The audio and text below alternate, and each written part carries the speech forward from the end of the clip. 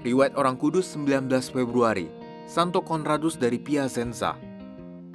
Santo Conradus lahir di kota Piacenza, Lombardia, Italia pada tahun 1290 dalam sebuah keluarga bangsawan Italia. Ketika ia masih sangat muda, ia menikah dengan Eufrosin, putri dari seorang bangsawan Lodi. Conradus adalah seorang yang bertubuh atletis dan sangat suka melakukan olahraga berkuda dan berburu. Pada suatu ketika, sewaktu ia sedang berburu, binatang buruannya masuk ke dalam semak belukar yang rimbun dan rapat.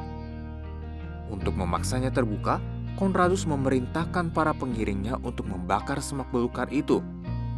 Tetapi angin menghembus api ke ladang gandum di sebelahnya, dan api pun terus menjalar dan membinasakan seluruh hasil pertanian itu dan hutan yang ada di sebelahnya. Maka gubernur Piacenza dengan segera mengirim orang-orang bersenjata untuk menangkap para pembakar hutan dan pertanian itu. Dirundung ketakutan yang amat mencekam karena timbulnya malapetaka kobaran api yang amat besar itu, Conradus melarikan diri ke dalam kota melalui jalan-jalan yang sepi. Tetapi para petugas keamanan memergoki seorang petani miskin yang sedang membawa seberkas kayu yang sudah menjadi arang dan sedang membawanya ke kota. Karena mereka mengira dialah orang yang bersalah itu, maka mereka menangkapnya. Disiksanyalah ia dan akhirnya orang yang malang itu terpaksa mengakui bahwa dialah yang telah membakar hutan itu. Ia pun diganjar hukuman mati. Baru setelah orang yang malang itu melewati rumah Conradus pada perjalanannya menuju ke tempat eksekusi, taulah Conradus mengapa hukuman mati itu telah ditimpakan kepadanya.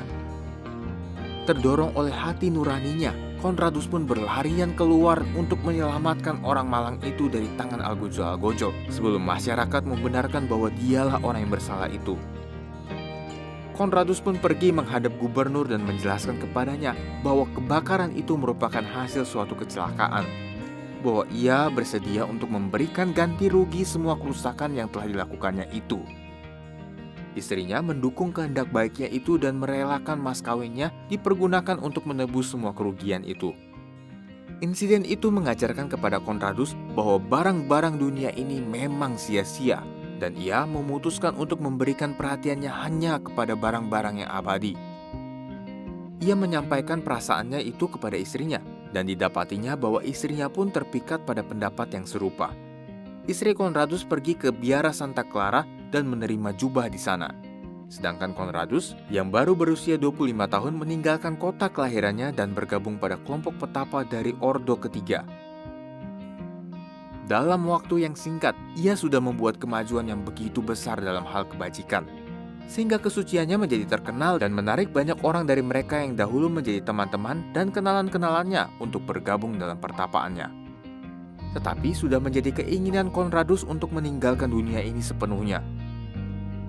Karena itu, ia pun menyelinap pergi ke Roma dan dari sana ke Sisilia, dekat Syracuse, dengan harapan bahwa di sana ia tetap menjadi tak dikenal, hidup sama sekali dalam pengasingan. Ia hidup di sana selama 36 tahun. Selama tahun-tahun terakhirnya, ia hidup dalam sebuah gua sepi pada lereng sebuah gunung yang kemudian dinamakan Gunung Conradus. Di sana, Conradus menjalani hidup tapa yang sangat keras.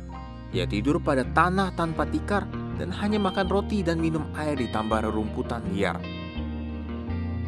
Kendati demikian, ia menjadi incaran serangan bengis dari setan. Tetapi berkat doa-doanya yang begitu berkenan pada Tuhan, ia memperoleh anugerah kenabian dan melakukan mukjizat-mukjizat. Conradus mengetahui bahwa akhir hidupnya semakin mendekat, dan pergilah ia ke Syracuse untuk mengadakan pengakuan dosa menyeluruh kepada Bapak Uskup. Sepanjang perjalanannya itu, sekawanan burung-burung berterbangan mengitarinya. Beberapa bahkan hinggap pada kedua bahunya, seperti yang biasa terjadi pada Santo Fransiskus. Dan pada perjalanannya kembali ke pertapaannya, burung-burung itu pun menyertainya lagi, dan hal itu membuat takjub semua orang yang melihatnya. Pada hari yang sama, ia terkena sakit demam yang mengakibatkan kematiannya beberapa hari kemudian.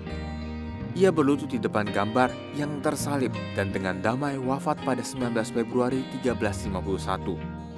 Sesuai dengan keinginannya, ia dimakamkan di gereja Santo Nikolaus di Noto. Hingga saat ini, jenazahnya masih terbaring di sana, di dalam makam kudus yang terbuat dari perak.